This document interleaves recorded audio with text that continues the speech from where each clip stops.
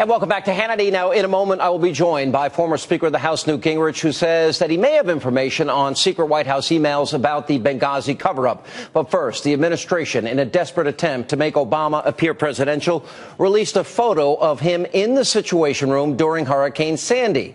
Now, you may recall they did the very same thing in the aftermath of the raid that got Osama bin Laden. But here's my question. Where's the picture of the president sitting in the Situation Room during the Benghazi terror attack? Now, you want to know why the White House has not released that photo? Well, probably because it looks like this, empty. They don't want us to know what the president was up to as this assault was taking place. In other words, like everything else, they've been trying to cover it up. Because as we now know, the night of the attack, the president was not focused on Libya. He was getting ready for this, a campaign trip to good old Las Vegas, instead of staying in Washington and getting to the bottom of this terrorist attack. And we are also learning tonight, courtesy of our own Catherine Herridge, that according to a classified cable reviewed by Fox News, the U.S. mission in Benghazi warned the State Department back in mid-August, less than a month before the assault that killed Ambassador Stevens and 3 other Americans, that al-Qaeda had training camps in Benghazi and the consulate could not defend against a coordinated attack. Joining me now with reaction, former Speaker of the House, Newt Gingrich. So let's see. They spiked the football again and again with bin Laden. They're out there, photo op galore today as the president goes out there with Hurricane Sandy. I'm fine with it. But where is the picture of the Situation Room when they had literally real-time video of our consulate being attacked and Americans being murdered? Where's that video? Well, this whole thing gets stranger and stranger. We're not asking what was al-Qaeda doing. We're not asking what were the various gangs in Benghazi doing. We're asking about the American government, what it was doing. Now, you would think they have pretty good records about where the president was, where the national security advisor was, where the secretary of defense was, where the chairman of the Joint Chiefs was. I mean, none of these things ought to be very hard to put together.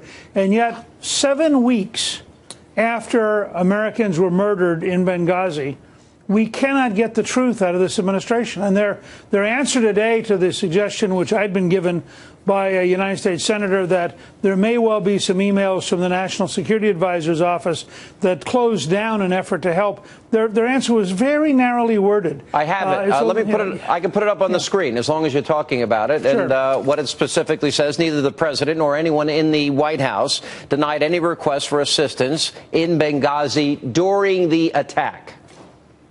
Right. Now, first of all, there were clearly people in Benghazi asking for assistance. So what does that mean? Does it mean it was cut off somewhere, that the president, although he's commander-in-chief, did not know that they were asking for assistance? It's very clear, if you look at the reports we now have, that the former SEALs who had stayed to defend the ambassador and defend the consulate, they thought, until they were killed at 4 in the morning, that there was going to be a C-130 gunship overhead because they were using a laser designator to target the mortars that were the biggest threat. And they apparently thought there was going to be an airplane overhead to take out those mortars. Yeah. So they thought help was on the way. And in fact, from Tripoli, it's almost, I don't know what the right word is. It is so sad, Sean. The people in Tripoli, on their own, put together 6 American contractors, 16 Libyan contractors. They fly into Benghazi, trying desperately to bring help. Meanwhile, right across the Mediterranean, at Sigonella Air Force Base, there's a Marine combat unit. There are C-130s. There are F-18 fighter airplanes. A little further to the east, at Incirlik in Turkey, there are fighter aircraft available. None of this is mobilized, and the White House is playing games with us. Who was in charge? Who did the president say should take care of this? Did they want to, in fact, rescue the ambassador and the people who were being killed with him? Why was nothing done for 7 hours? I mean, you now have 7 weeks of refusal to explain 7 hours, and I find it very mystifying. Well, there are 3 aspects to this from my perspective, before, during, and after. The ambassador requested extra security. He was denied. They reduced the force at one point. So who made that decision? Then it's during this entire episode. We know that, according to Charlene Lamb, Our government, our State Department was watching this in real time. Where was the president? The intelligence community knew within hours this was a terror attack. We have audio that actually caused a Navy SEAL, Ty Woods, to disobey an order to stand down, risked his military career and his life, then gave his life 7 hours later, fighting, and he did rescue people. So during this whole thing, they're all requesting, there's an audio tape of apparently the people in the consulate begging for help that caused this Navy SEAL to act after being told to stand down. Now, do we have, apparently these tapes exist according to my sources. Does the White House have an obligation to release them?